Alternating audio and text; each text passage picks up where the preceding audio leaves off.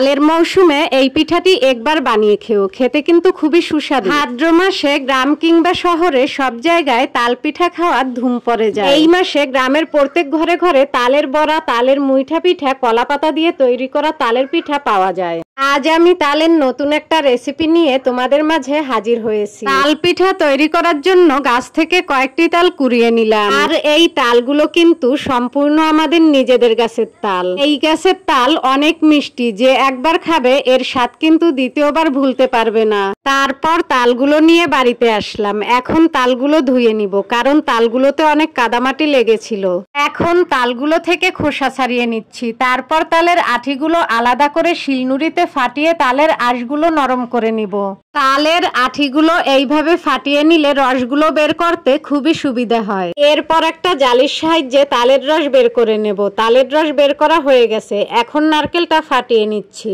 তারপর নারকেলটা কুড়িয়ে নিব। আর এই পিঠা তৈরি করার জন্য আমার যা যা প্রয়োজন: সুজি, তালের রস, নারকেল কুচি, নুন, কাজু বাদাম, এলাচ ও দুধ।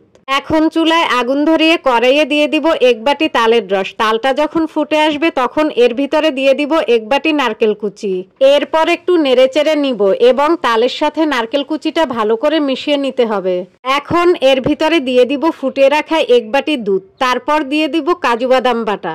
এখন দুধটা ভালোভাবে নেড়েচেড়ে নিব। তোমরা চাইলে এখানে দুধের পরিবর্তে পানিও ব্যবহার করতে পারো। তারপর দিয়ে দিব স্বাদমতো নুন। দুধটা ফুটে আসা পর্যন্ত জাল করে নিব এবং ভালোভাবে নেড়েচেড়ে নিব। এখন এর ভিতরে দিয়ে দিব 1 বাটি সুজি। সুজিগুলো এইভাবে অল্প অল্প দিয়ে নেড়েচেড়ে নিতে হবে। চুলার আগুন এই সময়ে কম জ্বালাতে হবে। তারপরে ভালোভাবে নেড়েচেড়ে সুজিগুলো মিশিয়ে নিব। আর এখানে দেখবে নাড়াচাড়া করতে করতে সুজিগুলো এক পর্যায়ে ডো আকারে হয়ে গেছে। তারপরে ডোটাকে নামিয়ে ঠান্ডা হওয়ার জন্য একটি পাত্রে রেখে দিব।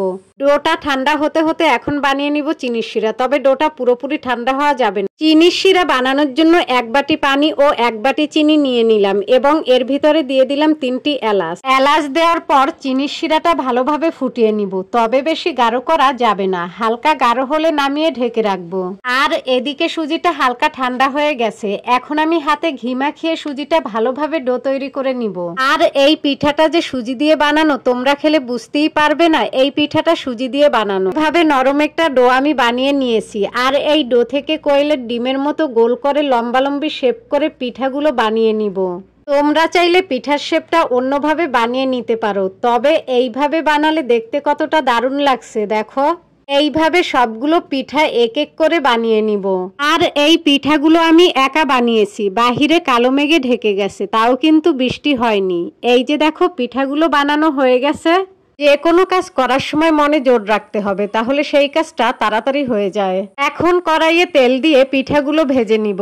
তবে এই পিঠা ভাজার সময় চুলায় বেশি জাল করে পিঠাগুলো ভাজতে হবে। পিঠাগুলো কিন্তু হালকা লাল লাল করে ভেজে নিতে হবে। আর আমিও কিন্তু পিঠাগুলো হালকা লাল লাল করে ভেজে নিচ্ছি।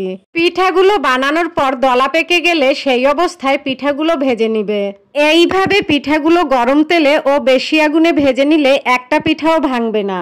আর পিঠাগুলো চিনির শিরায় ভিজিয়ে রাখার পর হালকা নেড়েচেড়ে পিঠাগুলো মিশিয়ে নেব।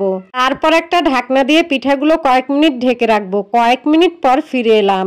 দেখো পিঠাগুলো ফুলে কত রসালো টসটসে হয়েছে। আমি তো একটার পর একটা খেয়েই যাচ্ছি। আমার এই ভিডিওটি কেমন লাগছে তা কিন্তু কমেন্টে জানিয়ে দিও।